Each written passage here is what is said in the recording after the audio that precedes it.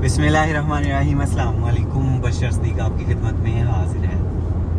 अल्हम्दुलिल्लाह टूर जो है वो मुकम्मल हो चुका है। तो आप सब फैमिली मेम्बर्स को मैं बताना चाहूँगा कि टूर पे जो खर्चे आए हैं वो कितने आए हैं, चूँकि उससे आप सबको आइडिया हो जाएगा। अगर कोई भी बंदा टूर पे जाना चाहता है तो वो प्लान कर सकेगा कि कितना ख़र्चा जो है वो होता है। तो सबसे पहले हम जो डिस्कस करेंगे वो होगा होटल जो हैं वो उनके किराए पे। तो जब हम इस्लामाबाद गए तो इस्लामाबाद में जिस होटल में हम ठहरे थे उसका किराया जो था वो एक रूम का वो 7,000 था, और 2 रूम हमने लिए थे तो 2 रूम का हो गया 14,000। उसके बाद हमारा अगला जो था स्टॉप वो बालाकोट था, और बालाकोट में हम लोग जो है वो पाकिस्तान होटल में ठहरे थे, और वहाँ पे जो है किराया जो बना था हमारा वो 4,000 था। 2,000 एक कमरे का, 2,000 दूसरे कमरे का, यानी कि 2 कमरों का 4,000 था, एक कमरे का 2,000 था। और उसके बाद हमने तीसरी जगह पे जिस पे ठहरे थे वो था बड़वई। नारान में हम नहीं ठहरे थे। ये बड़वई जो है नारान से काफ़ी आगे है, तकरीबन 1 घंटे की ड्राइव पे। तो बड़वई में 2,500 एक कमरे का रेंट था, तो 2 कमरे हमने लिए थे, टोटल 5,000 हो गया। उसके बाद बड़वई से वापसी पे हम नारान में ठहरे थे।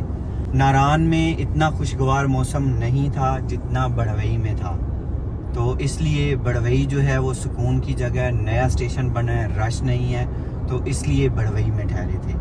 और वापसी पे भी जब नारान आए हैं तो नारान के बाज़ार में या नारान में होटल नहीं लिया गया। नारान से पहले तकरीबन 1-1.5 किलोमीटर जो है ना वो होटल लिया, गेस्ट हाउस था बेसिकली। 4 कमरे थे, उसमें 2 कमरे हमने ले लिए। वो 2,500 पे हमें मिला था एक कमरा। 2 कमरे 5,000 हो गया, और 2 दिन हम वहाँ पे ठहरे थे, वो 10,000 हो गया।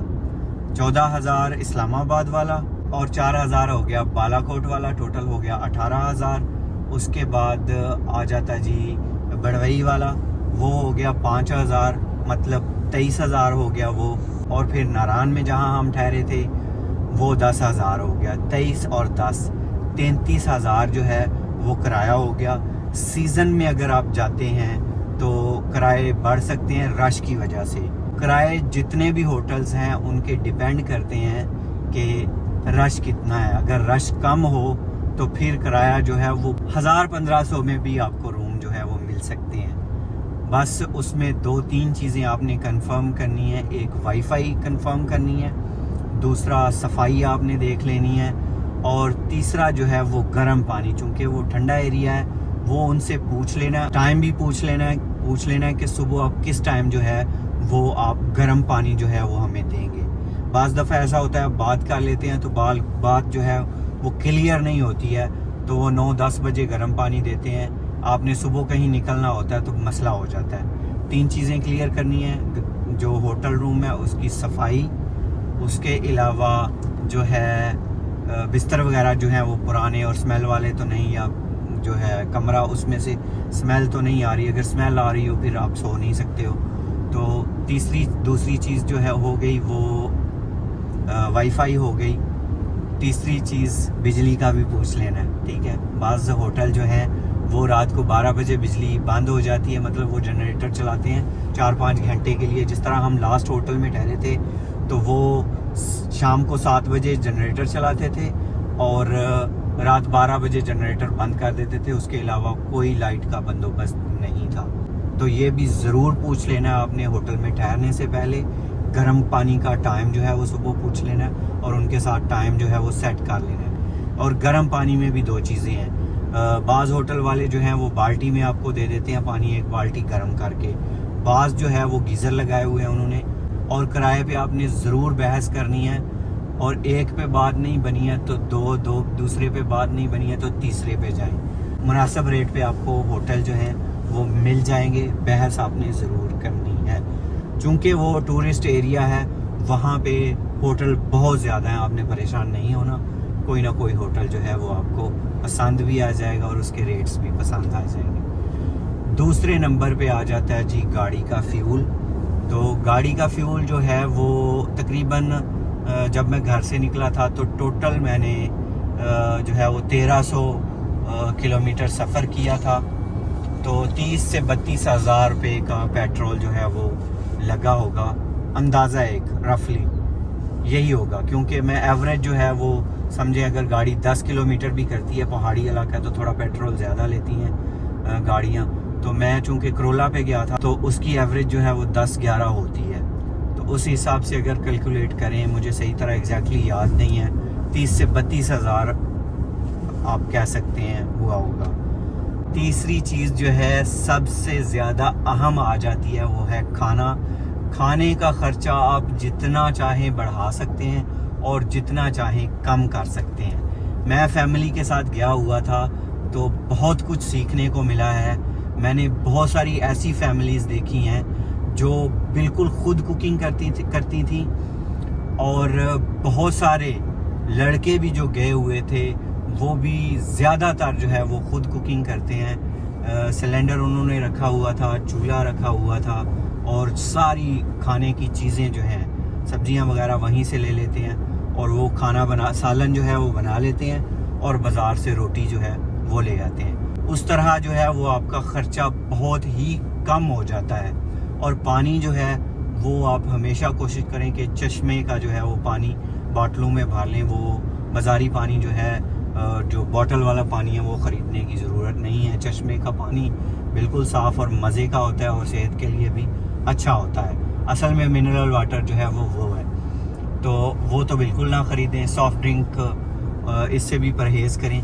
تو اب جو ہے بات آ جاتی ہے کہ ہم نے جو ہے وہ تقریباً جو ہے رفلی آئیڈیا ایک لگایا، کیلکولیشن کی ہے، موٹا موٹا حساب کیا ہے، تو 60 سے 65 ہزار جو ہے نا وہ کھانے پہ لگا ہے۔ یہی اگر ہم کھانا خود بناتے تو انجوائے بھی زیادہ کر سکتے تھے، اور کھانا بھی اچھا صاف ستھرا کھا سکتے تھے، ہیلتھی کھا سکتے تھے، اور گھر کا بنا ہوا وہاں پہ کھانا کھا سکتے تھے۔ وہاں پہ کوشش کریں کہ کھانا جو ہے وہ خود بنائیں۔ یہی خرچہ جو ہے وہ کم ہو کے 10 سے 15 ہزار میں ہو جانا تھا۔ ایک اور ایکسپیرینس میں آپ کو بتا دوں، مجھے ایک گورا ملا تھا، تو اس نے مجھے ایک بات بتائی تھی، اور پھر میں نے وہ خود کو بھی دیکھا تو واقعی میں وہ بات حقیقت تھی۔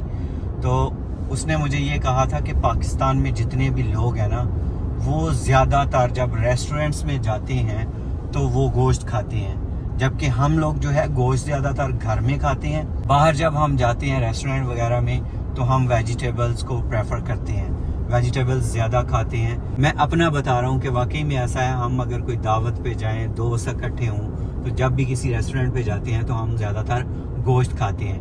تو اگر آپ خود کھانا نہ بھی بنائیں تو کوشش یہ کریں کہ دالیں اور سبزیاں جو ہیں وہ ریسٹورنٹ سے کھائیں، اور ان کو کہیں کہ تڑکے جو ہے وہ کم لگائیں، مسالے جو ہے وہ کم استعمال کریں، چونکہ یہ ٹور جو ہے 7 دن کا، 8 دن کا، 10 دن کا، اس میں یہ بھی ہو سکتا ہے کہ آپ کا پیٹ جو ہے وہ خراب ہو جائے، اور باہر نکل کے گوشت جو ہے اس کو ترجیح نہ دیں، سبزیاں اور دالوں کو جو ہے وہ ترجیح دیں۔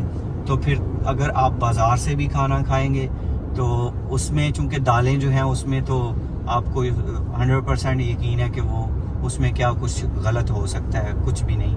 موسٹلی جو ہے وہ گھی استعمال کیا جاتا ہے، وہ سستے والا یوز کریں گے تو وہ آپ جو ہے تڑکا انہیں کہیں کہ کم لگائیں۔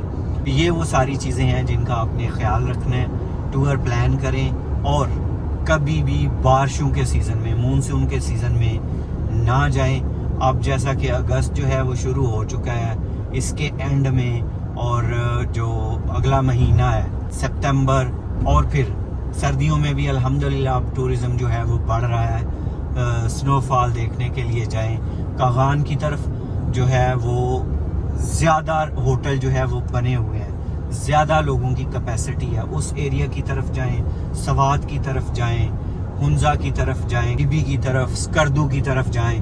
بہت سارے ایریاز ہیں، کیونکہ مری کا جو ایریا ہے وہ بہت تھوڑا ایریا ہے، وہاں پہ اتنی کیپیسٹی نہیں ہے جتنے لوگ ہم چلے جاتے ہیں۔ سردیوں میں جو حادثہ ہوا لاسٹ ٹائم، پچھلی سردیوں میں، وہ بڑا افسوسناک تھا۔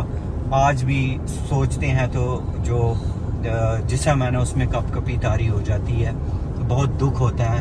تو پرہیز کریں زیادہ رشی ایریاز سے، اور ہوٹل بھی اگر لیں تو اب پورے روڈ پہ جدھر بھی آپ جاؤ، سواس، کردو، کلام، اور یہ جو ہے ناران کھغان، بابو سر ٹاپ تک، اور پھر آگے ہنزا، پھر جہاں پہ بھی آپ جاتے ہو، جو مین بازار ہیں یا مین سٹیز ہیں، ان کے علاوہ روڈز پہ بھی کافی اچھے جو ہیں وہ ہوٹل بنے ہوئے ہیں. تو کوشش کریں تھوڑا رش سے جو ہے وہ باہر رہیں، آپ پورا جو ہے وہ ٹور انجوائے کریں گے. امید کرتا ہوں کہ بہت ساری چیزیں جو ہے وہ اس ویڈیو میں کلیئر ہو گئی ہوں گی. اگر کوئی رہ گئی ہے تو آپ سب جو ہے وہ کامنٹ میں اپنے اس بھائی سے پوچھ سکتے ہیں. میں اپنے ناقص علم کے مطابق جتنا کچھ آپ کو بتا سکتا ضرور بتاؤں گا. اللہ تعالیٰ آپ سب کو دنیا اور آخرت کی تمام خوشیاں نصیب فرمائے. اللہ تعالیٰ آپ سب پر اپنا کرم فرمائے، فضل فرمائے. اللہ تعالیٰ آپ سب کو اپنی رحمتوں کے سائے میں رکھے. اللہ تعالیٰ آپ سب کو دونوں جہانوں کی خوشیاں عطا فرمائے. بہت ساری دعاؤں کے ساتھ مبشر صدیق کو دیجیے اجازت. اپنا بہت سارا خیال رکھیے گا، دعاؤں میں یاد رکھیے گا. اللہ حافظ. اور یہ بھی بتائیے گا کہ نیکسٹ ٹور جو ہے وہ کہاں کا کیا جائے. اللہ حافظ. تو معذرت کے ساتھ ایک بات میں بھول گیا تھا آپ کو بتانا. ایک فیملی ملی تھی، ان کا آئیڈیا جو ہے وہ مجھے بہت زیادہ پسند آیا تھا. انہوں نے کولر میں برف ڈالی ہوئی تھی، دودھ وہ گھر سے لے کے گئے ہوئے تھے، بوٹلیں اس کولر میں رکھی ہوئی تھی، اور 4 سے 5 طرح کے سالن جو ہے وہ انہوں نے بنائے ہوئے تھے، وہ کولر میں رکھے ہوئے تھے. جس سالن پہ جی چاہتا تھا وہ گرم کرتے تھے، روٹیاں منگواتے تھے اور کھا لیتے تھے. اور ایک اور چیز کہ گوشت کا میں نے کہا ہے کہ بازار سے نہ کھائیں. اگر آپ کا دل چاہ رہا ہے تو آپ کھا بھی سکتے ہیں. اور ایک چیز، گھر پہ بنا کے تو ضرور کھائیں. گوشت کا مزہ تو پھر اپنا ہے. اللہ آپ کو شاد اور آباد رکھے، خوش رکھے. اللہ حافظ.